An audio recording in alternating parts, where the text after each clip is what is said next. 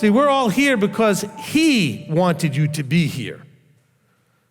I know I've said this many years ago. I haven't said it maybe recently enough.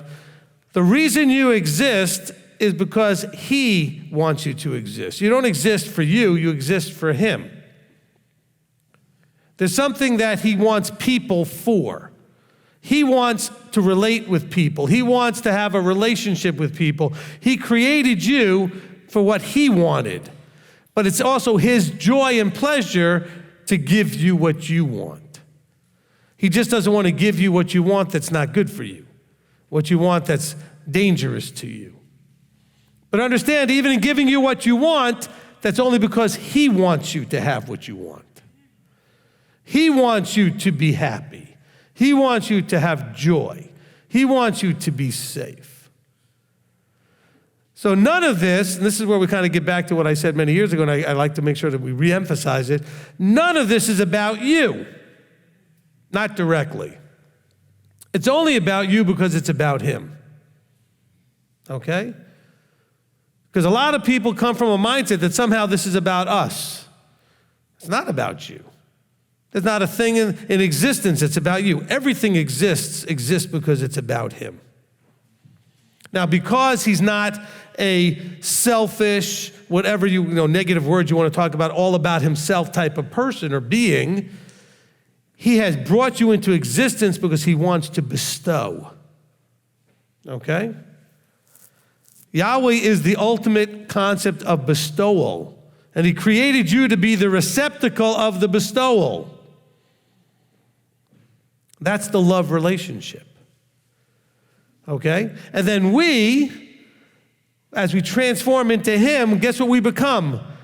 Like him. We want to bestow, and we need others to receive.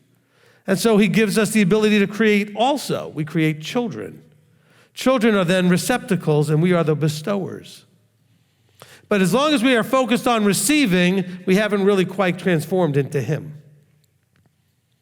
See, we're in the below, in the basic, in the fleshly creature. In the earthly, we were created as a vessel to receive. To elevate above, we have to become focused on bestowing, on giving. Okay, this is really deep Kabbalistic stuff. Everybody get afraid. You laugh, but I'm not kidding. Okay? It is the simplicity of the concept, is that you exist to do two things: to begin as a receiver and to grow into the giver. Okay?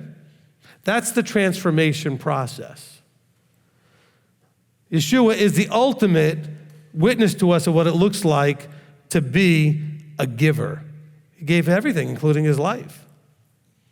We read verse after verse where it says that it's the Father's good pleasure to give everything to the Son, and the Son to give it to us. There's this cycle of receiver becoming giver.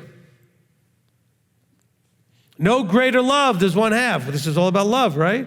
Than to do what? Than to give your life for somebody else.